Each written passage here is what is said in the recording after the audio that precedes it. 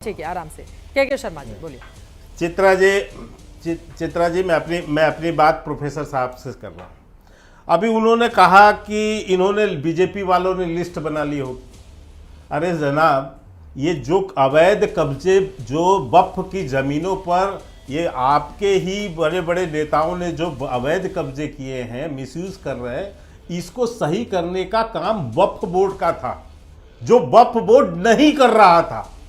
वो भ्रष्टाचार में खुद लिप्त था वक्फ बोर्ड, इसलिए ये कानून लाना पड़ा है। ये बीजेपी का इशू नहीं है, आपकी समझ होनी चाहिए। आपके ही वक्फ बोर्ड के लोग, नेता इसमें भ्रष्टाचार में लिप्त हैं, जिन पर वक्फ बोर्ड को कार्रवाई करनी थी, नहीं किया, इसलिए हो रहा है। अब तीसरी बात बताता हूं, आप लिस्ट मांग रहे हैं ना जुनेद साहब, आप तो पढ़े लिखे लोग हैं। ट्रिब्यूनल में 40,000 केस हैं, 10,000 मुसलमानों के वही निकाल के पढ़ लेते आप कि किस किस के केस हैं। आपको पता चल जाता कि किस किस का अवैध संपत्ति, किसने, वक्फ ने कहां गलत कब्जा किया, वक्फ की संपत्ति को किसने लूटा, तभी तो केस आए हैं। लेकिन क्योंकि आपके अंदर बीजेपी के प्रति नफरत है, वक्फ बोर्ड के भ्रष्टाचार को ढकना है, वक्फ बोर्ड के भ्रष्टाचार पे आप जो है बेवजह का प्रोपोगंडा क्रिएट करके आप हंगामा पैदा करना चाहते हैं और खुद को दानिश बता रहे हैं के प्रोफेसर।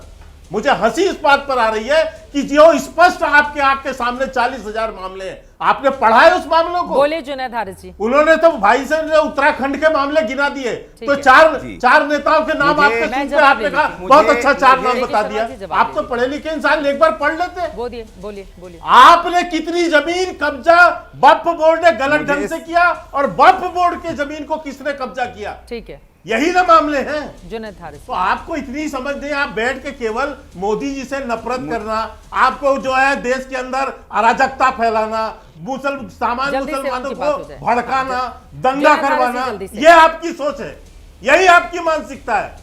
और बड़े बड़े कुछ राजनीतिक दलों के पीछे जो है अपनी बातें यादव जी की भी बात रह जाएगी, राजीव रंजन जी भी खाली फ्रेम में ही दिखाई दे रहे हैं, बात रह जाएगी। 30 सेकंड जल्दी से जुनैद हारिस जी, 30 सेकंड में प्लीज। के शर्मा जी की आवाज डाउन कर दीजिए, नहीं तो वो बोलते रहेंगे। बोले हारिस साहब जल्दी से 30 सेकंड में please. I am sorry ji.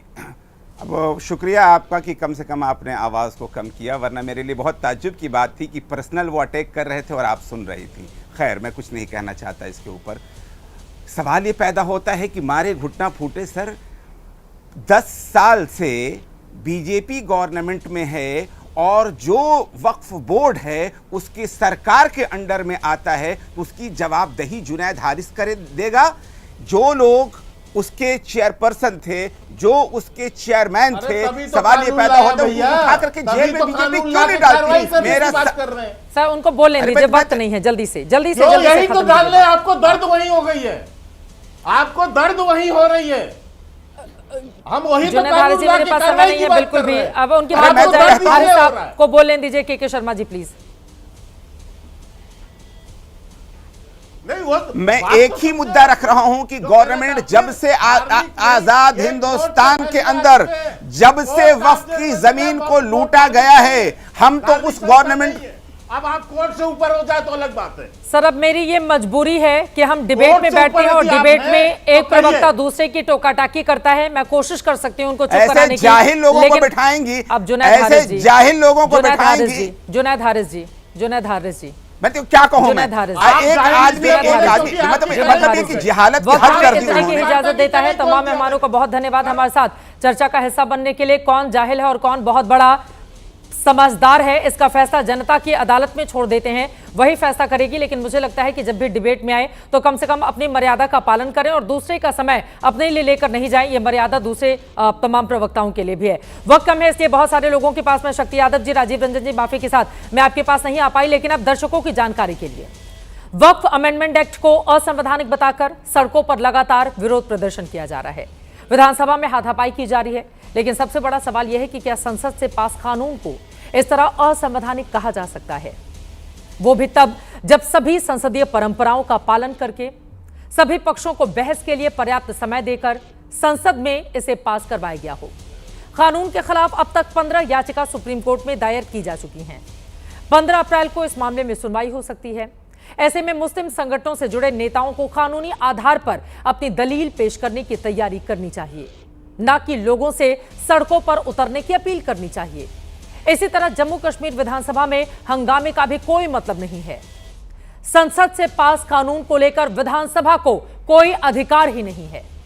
Speaker ने भी साफ किया है कि जो मामला कोर्ट में चला गया हो उसको लेकर स्थगन प्रस्ताव नहीं लाया जा सकता। ऐसे में वक्फ बिल को लेकर विधानसभा में हंगामा सिर्फ और सिर्फ पब्लिक के सामने राजनीतिक मैसेज देने का हथकंडा भर दिखाई देता है। अब ये राजनीति का हथकंडा कहां पर जाकर खत्म होगा, वक्फ को लेकर चल रही ये सियासत कहां पर जाकर थमेगी और सुप्रीम कोर्ट जब इस पूरे मामले की सुनवाई करेगा तो क्या आता है फैसला, इस पर बनी रहेगी एबीपी न्यूज की नजर।